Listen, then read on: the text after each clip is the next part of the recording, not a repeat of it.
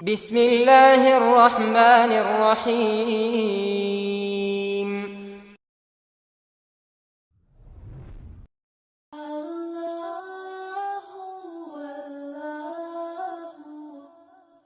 السلام علیکم ورحمۃ اللہ وبرکاتہ and welcome to youth insight.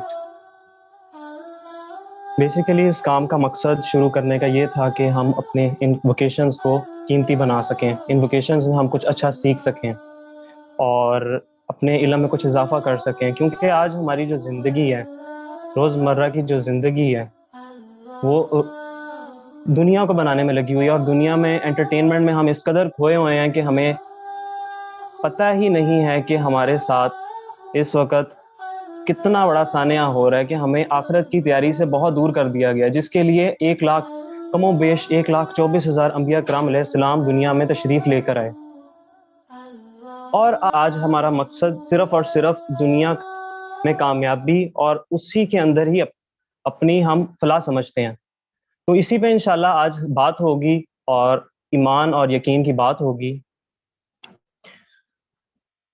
میرے عزیز دوستو، میری بہنوں اور بھائیوں، میں آپ کے پاس چند ضروری باتیں لے کر آیا ہوں، اور بیسیکلی یہ کویسچن ہے، ایک مدعا ہے کہ ہم اس دنیا میں آئے کیوں ہیں اور ہمارا اس دنیا میں آنے کا مقصد کیا ہے ایز اے مسلم، کیونکہ ہمارا ایمان ہے لا الہ الا اللہ محمد الرسول اللہ، لا الہ الا اللہ، there is no الہ then Allah, Allah is only the الہ۔ اب ایک انسان اپنے اندر خود فائنڈ کر سکتا ہے کہ اس کا الہ کون ہے۔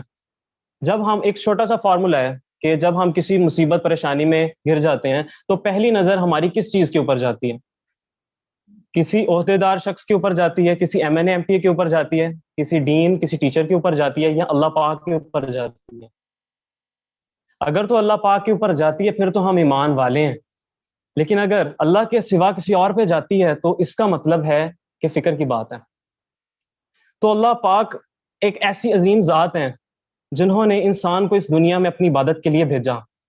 اللہ پاک اپنا تعارف کرواتے ہیں، بسم اللہ الرحمن الرحیم، قل هو اللہ احد اللہ الصمد لم یلد ولم یولد ولم یکن له کفوا احد، کہ اللہ تعالی ایک ہیں، احد ہیں۔ ایک نہیں کہا گیا یہاں پہ، احد کہا گیا، کیونکہ ایک کا دوسرا ہوتا ہے۔ احد means there is no one in second place. Allah is the only one. اللہ الصمد، اللہ بے نیاز ہیں۔ لم یلد ولم یولد ولم یکن له کفوا احد، نہ وہ کسی کی اولاد ہے نہ ان کی کوئی اولاد ہے، اور وہ سب کچھ جانتے ہیں۔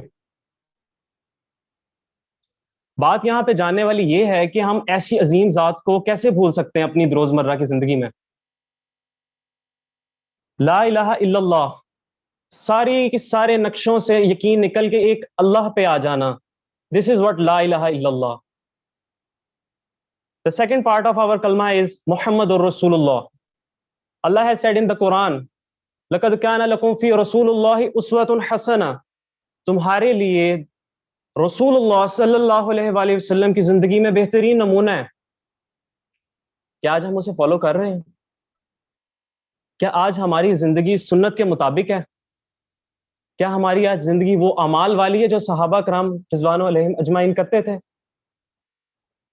اگر تو ہے تو پھر تو کسی کوئی فکر کی بات نہیں ہے، لیکن اگر نہیں ہے تو بہت زیادہ فکر کی بات ہو جاتی ہے۔ پھر یہ بات ہو جاتی ہے کہ محمد اور رسول اللہ پہ ہمارا یقین کمزور ہے۔ جس کا محمد اور رسول اللہ پہ یقین پکا ہوگا، اس کی صبح اٹھنے سے لے کر رات سونے تک ایک ایک عمل میں حضور پاک صلی اللہ علیہ وسلم کی سنت ہوگی،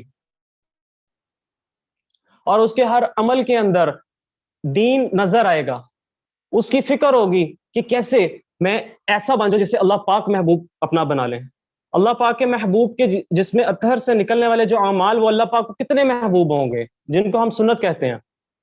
تو اگر ہم ان اعمال پہ چلنے والے بن جائیں تو اللہ پاک کے ہم کتنے قریب ہو سکتے ہیں۔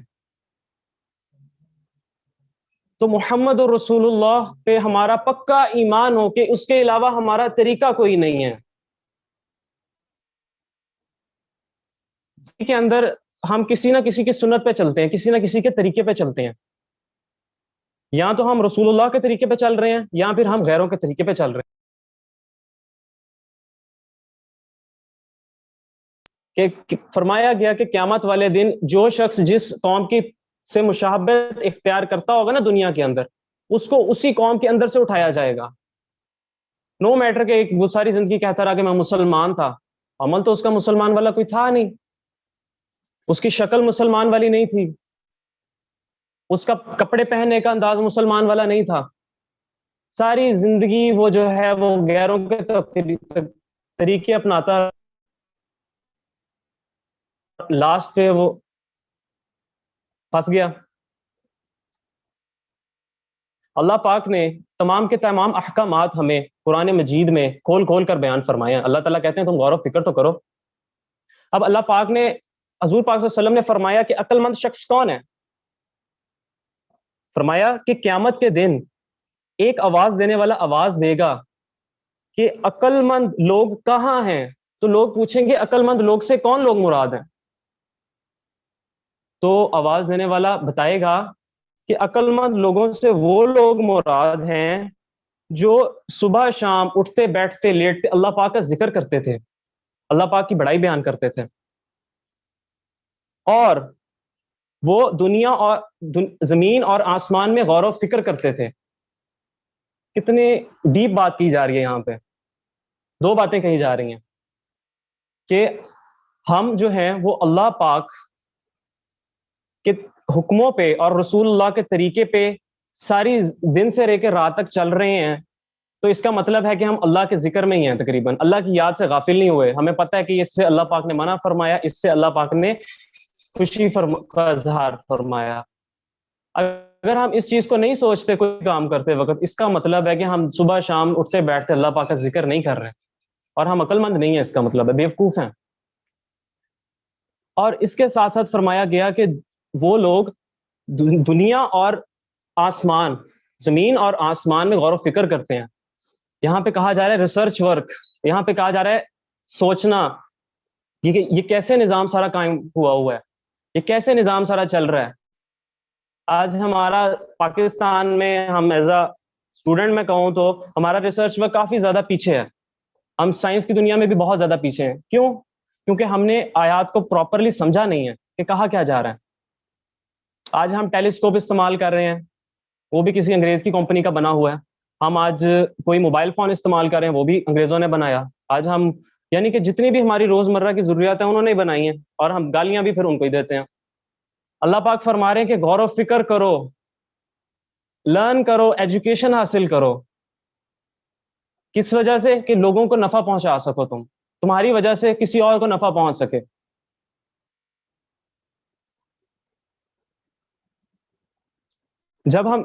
جب ایک انسان کلمہ پڑھ لیتا ہے تو اس پہ نماز فرض ہو جاتی ہے، اور نماز اللہ تعالیٰ کی محبت حاصل کرنے کا سب سے بہترین ذریعہ ہے. یہ بے حیائی اور برے کاموں سے روکتی ہے، یہ انسان کو سیدھے رستے پہ چلاتی ہے. یہ مسلمان اور کافر کے درمیان فرق ہے. آج ہم میں سے کتنے لوگ نماز پڑھتے ہیں تو کتنے فیصد پڑھتے ہیں؟ 50%. کچھ علاقوں میں زیادہ سے زیادہ 80% ہوں گے جو نہیں پڑھتے نماز. ان لوگوں کی فکر، ان لوگوں کی دھیان، ان لوگوں کا کدھر ہے؟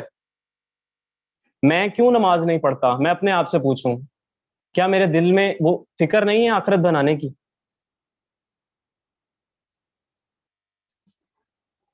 جب ایک انسان گھر سے مسجد کی طرف چل کے جاتا ہے وضو کر کے، تو ہر قدم پہ اللہ تعالیٰ اس کو نیکی عطا فرماتے ہیں اور اس کی ایک برائی مٹا دیتے ہیں. اور جو انسان 5 وقتوں کی نمازوں کا فل اہتمام فرماتا ہے نا، اللہ تعالیٰ نے وعدہ کیا، اللہ تعالیٰ اس کو اپنی ذمہ داری میں جنت میں داخل فرمائیں گے. نماز سے دل نرم ہوتا ہے، اللہ تعالیٰ کا دھیان نصیب ہوتا ہے، سکون حاصل ہوتا ہے. آج سب لوگ ڈپریشن، اینزائٹی میں پھنسے پڑے ہیں، سکون کی تلاش میں ہیں، لیکن نماز کو چھوڑے بیٹھے ہیں. اللہ تعالیٰ کہتے ہیں کہ دلوں کا سکون تو اللہ کے ذکر میں ہے. اللہ کا سب سے بڑا ذکر کیا ہے؟ نماز ہے. تو ہم نماز چھوڑ دیں اور اللہ کے سکون، دنیا میں سکون کی تلاش میں ہم جگہ جگہ پھرتے ہیں، جگہ جگہ سائیکالوجسٹ کے پاس جاتے ہیں، ڈفرنٹ ٹیبلٹس کھاتے ہیں, ریلیکسین کھاتے ہیں, سکون نہیں ملتا. کیوں؟ کیونکہ بیسک چیز ہی چھوڑ دی ہے. تو اس کے اوپر ہمارا پورا فوکس ہو کہ سب سے پہلے ہماری نماز پکی ہو جائے. کیونکہ ہوتا کیا ہے ایکچولی کہ ہم آج ہمارا جو دور ہے نا, اس میں اگر ہم فرض کیا جائے کہ اسلام کے اگر 100 احکامات ہیں نا, تو اگر ایک کم ہو جائے 99 پیچھے رہ جائیں, تو ہم وہ اس کی ایک کی فکر نہیں کرتے, ہم اس 99 کے اوپر راضی ہو کے بیٹھ جاتے ہیں کہ کوئی نہیں, یہ 5 نمازیں نہیں پڑھتا, 2 تو پڑھتا ہے نا, مغرب عصر کی تو پڑھ لیتا ہے, ظہر کی تو پڑھ لیتا ہے, فجر کی چھوٹ جاتی ہے کوئی بات نہیں, ہم اس پہ راضی ہو کے بیٹھ جاتے ہیں. تو فرمایا گیا کہ قیامت آنے تک ایسے ایسے دور آئیں گے کہ احکامات کم ہوتے جائیں گے, 99 سے 80, 80 سے 70, 70 سے 50, 40, 30, 20. ایک ٹائم ایسا آئے گا کہ کوئی ان احکامات پہ چلنے والا نہیں ہوگا. تو اس کی فکر آپ نے اور میں نے کرنی ہے کہ کیسے یہ احکامات جو مجھ میں بھی آ جائیں, مجھ میں آئیں گے تو لوگوں میں آئیں گے, میں اس کو فالو کروں گا تو میرے ملنے جلنے والے اس کو فالو کریں گے. تو نماز کا ضرور اہتمام فرمایا. حقوق اللہ کے بعد آ جاتے ہیں حقوق العباد. کہا جاتا ہے کہ قیامت حضور صلی اللہ علیہ وسلم نے کہ میری امت, صحابہ کی جماعت بیٹھی ہوئی تھی, تو رسول اللہ صلی اللہ علیہ وسلم نے فرمایا کہ تمہیں پتہ ہے میری امت کا مفلس ترین شخص کون ہوگا؟ تو صحابہ نے فرمایا کہ مفلس ترین تو وہی ہو سکتا ہے جس کے پاس مال و دولت بہت زیادہ کم ہو. ہماری ذہن میں بھی یہی بات ہی آتی ہے. لیکن رسول اللہ صلی اللہ علیہ وسلم نے فرمایا کہ میری امت کا مفلس ترین شخص وہ ہوگا کہ جو قیامت والے دن احد پہاڑ, جو کہ بہت بڑا پہاڑ ہے, اس جتنے اعمال لے کر آئیں گے, نیک اعمال, جتنے کتنے نمازیں پڑھی, حج پڑھے, روزے رکھے, زکاتیں دیں, اتنے اتنے اعمال لے کر آئے گا, لیکن کیا ہوگا کہ اس لوگوں کے حقوق پورے ادا نہیں ہوں گے. لوگوں کے حقوق رہتے ہوں گے ادا کرنے والے, تو قیامت والے دن وہ لوگ اللہ پاک کے پاس آ جائیں گے کہ اللہ پاک, اس نے تو ہمارے ساتھ یہ کیا تھا, اس نے تو ہمیں فلانی جگہ دھوکہ دیا تھا, ہمارے پیسے کھائے تھے, قرض لے کے واپس نہیں کیا تھا, ہمارے ساتھ جھگڑا کیا تھا, ہمارا کوئی قصور بھی نہیں تھا, اس نے جان پوچھ کے ہم پہ الزام لگایا تھا, ہمارے گھر والوں کو اس نے نقصان پہنچایا تھا. تو اللہ پاک کیا کریں گے؟ اللہ پاک اس کے نیک اعمال لے کر ان لوگوں کو ڈیوائیڈ کرنا شروع کر دیں گے, اور ڈیوائیڈ کرتے کرتے دیر ول کم اے پوائنٹ جب تمام کے تمام نیک اعمال ختم ہو جائیں گے, اور اب کیا ہوگا, ابھی لوگ باقی بچے ہوں گے, تو کیا ہوگا, ان کے برے اعمال اس کے کھاتے میں آنا شروع ہو جائیں گے, اور اس طرح یہ جہنم میں داخل ہو جائے گا. تو اپنے والدین کا احترام, کہا گیا والدین کے سامنے اف تک نہ کہو, اٹس اے مائنر ڈگری جس پہ آپ اپنا اظہار کرتے ہیں اپنی ناراضگی کا. کہا گیا اف تک نہ کہو اپنے والد صاحب کو, والدہ کو. آج ہم بے دہانی میں ایسے کافی معاملات کر دیتے ہیں جس سے ان کو دکھ پہنچتا ہے, اور ایسے کافی معاملات ایسے ہم کر دیتے ہیں جس سے ان کو رنج و غم ہوتا ہے. اور ایسی اولاد جس کو اس کے والدین یہ کہتے ہوئے شرم محسوس کرتے ہوں یا جھجکتے ہوں کہ آگے سے یہ کہیں اور کچھ نہ کہہ دے, آگے سے کہیں یہ باتیں نہ ہمارے اوپر کرنے لگ پڑے, آگے سے ہم سے ناراض ہو کے لڑائی نہ کرنے لگ پڑے, ایسی اولاد اللہ کے سامنے اس کے پھر کیا اس کی ویلیو ہوگی اس شخص کی. تو اپنے والدین کا بہت زیادہ احترام کریں. کہا گیا ماں کے قدموں تلے جنت ہے اور باپ جنت کا دروازہ ہے. اسی طرح اپنے حضور صلی اللہ علیہ وسلم نے فرمایا جو ہمارے بڑوں کا احترام, چھوٹوں پر شفقت اور علماء کرام کی قدر نہیں کرتا, وہ ہم میں سے نہیں ہے, وہ ہم میں سے نہیں ہے. آج ہم دیکھ سکتے ہیں کہ ہم کتنا اس پہ عمل کر رہے ہیں. اور اس کے ساتھ ساتھ ایک اور چیز بڑی امپورٹنٹ ہے کہ ہم نے کبھی سوچا ہے کہ ہمارے دنیا سے جانے کے بعد لوگ ہمارے بارے میں کیسا سوچیں گے؟ کہ لوگ کہیں گے کہ اچھا ہوا چلا گیا, یہ دنیا پہ ایک بوجھ تھا. You just add a grave to the graveyard, قبرستان میں قبر کا اضافہ کر کے آپ دنیا سے جائیں گے, یا پھر آپ دنیا میں کوئی ایسا کام عظیم کر کے جائیں گے لوگ آپ کو جانے کے بعد یاد رکھیں گے. ایک بوڑھے آدمی تھے نا, وہ درخت لگا رہے تھے, تو پودا لگا رہے تھے کہ بڑا ہو کے درخت بنے گا. تو ایک پاس بیٹھے شخص نے پوچھا کہ بوڑھے میاں آپ نے تو فوت ہو جانا ہے, تو اس درخت لگانے کا کیا فائدہ, آپ تو اس کا پھل کھا ہی نہیں سکیں گے. تو انہوں نے ایک اشارہ کیا, کہا کہ وہ درخت دیکھ رہے ہو, وہ میرے پردادا نے لگایا تھا, اور میرے باپ نے اور میں نے اس کا پھل کھایا, تو یہ درخت میں لگا رہا ہوں, تو اس کا پھل میری نسلیں کھائیں گی. تو کیا ہم ایسا کوئی کام کر رہے ہیں کہ جس سے ہمارے آنے والے لوگوں کو فائدہ پہنچے؟ سوچنے کی بات ہے. یا ہم صرف اپنی زندگی بنانے کے لیے جدوجہد کر رہے ہیں؟ اس کے بعد ہمیں حضور صلی اللہ علیہ وسلم کی اگر ہم زندگی دیکھیں تو حضور پاک صلی اللہ علیہ وآلہ وسلم جب وصال فرمایا انہوں نے, تو پورے عرب کے اندر قیامت کا منظر تھا. پورے عرب کے اندر لوگ رو رہے تھے, لوگ آہوزاریاں کر رہے تھے, صحابہ کرام صدمے میں تھے. حضرت عمر رضی اللہ تعالیٰ عنہ نے تلوار نکال کے سامنے آ گئے کہ جس کسی نے بھی یہ گستاخی کے لفاظ بولے تو میں اس کو ہلاک کر دوں گا. یہ کیفیت تھی وہاں پہ. کیوں؟ حضور پاک صلی اللہ علیہ وسلم نے اتنا عظیم کام کیا دنیا میں, لوگوں کو اللہ کا تعارف کروایا, لوگوں کو ایک ایسے معاشرے سے جہاں پہ کوئی حکومت کرنا پسند نہیں کرتا تھا, جہاں پہ لاکھوں جو لوگ تھے ایویں قتل کر دیے جاتے تھے, بیٹیوں کو زندہ درگور کر دیا جاتا تھا, اور ماؤں کو نیلام کیا جاتا تھا بازاروں میں. باپ بیٹے کا کوئی عزت کا محبت کا رشتہ نہیں تھا, کوئی خاندانی نظام اتنا مضبوط نہیں تھا. وہاں پہ حضور پاک صلی اللہ علیہ وسلم نے اس اجڑے چمن کو ایک خوبصورت باغ بنا دیا. کیوں؟ اسی دین کے اوپر چلنے کی وجہ سے وہ سپر پاور بن گئے عرب. صلاح الدین ایوبی, انہوں نے القدس کو فتح کیا. یروشلم جب وہ اپنی فوج کو لے کے گئے تو ان کا آگے جو تھا ان کا وزیر, وہ کہتا کہ آپ کے تو سارے دشمن اکٹھے ہو کے یہاں پہ آ گئے ہیں, اب آپ کیا کریں گے؟ آپ تو صرف ایک فوج سے لڑنے آئے تھے, یہاں پہ تو کتنی فوجیں آ گئی ہیں. تو اب ان کا ایمان کا کیا لیول تھا؟ ہی سیڈ کہ اللہ کا شکر ہے کہ مجھے میرے تمام دشمنوں کو ایک جگہ ختم کرنے کا موقع مل گیا. تو ان کا کیا ایمان کا لیول ہوگا؟ حضرت عمر بن خطاب رضی اللہ تعالیٰ عنہ دنیا سے جا رہے ہیں تو لوگ کہتے ہیں ہمیں رسول اللہ کا دور یاد آ گیا کہ جب انہوں نے وصال فرمایا تھا. عیسائی, یہودی, کیونکہ سلطنت پھیل چکی تھی, وہ سب رو رہے تھے کہ ایک عادل حکمران ہم میں سے چلا گیا. کیا لائف گزاری ہوگی انہوں نے, کتنی خوبصورت لائف گزاری ہوگی انہوں نے. تو ہم ایک ایسی لائف دنیا میں گزار کے جائیں جو ایک ایم کے اوپر مبنی ہو, ایک امبیشن کے اوپر مبنی ہو. کیونکہ اگر ہمارا کوئی ایم نہیں ہوگا نا تو ہم کسی اور کے ایم کا پارٹ ہوں گے. If we don't have a vision, we will be a part of someone else's vision.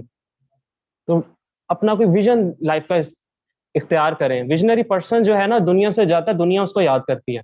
کوئی ایسا پودا ضرور لگا کے جائیں جس کا پھل آنے والی نسلیں کھائیں.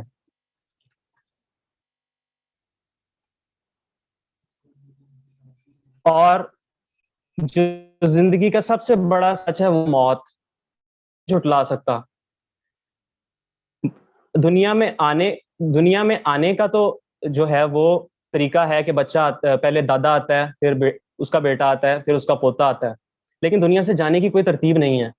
ہم بھاگ رہے ہیں اپنی موت کی طرف. موت کا ٹائم مقرر اللہ تعالیٰ نے کر دیا ہے, جگہ مقرر کر دیا. حضرت سلیمان علیہ السلام کے پاس نا ایک شخص بیٹھا ہوا تھا اور ملک الموت بھی بیٹھا ہوا تھا. ملک الموت جو ہے وہ شخص کی طرف دیکھی جا رہا ہے, اس کی شخص کی طرف دیکھی جا رہا ہے.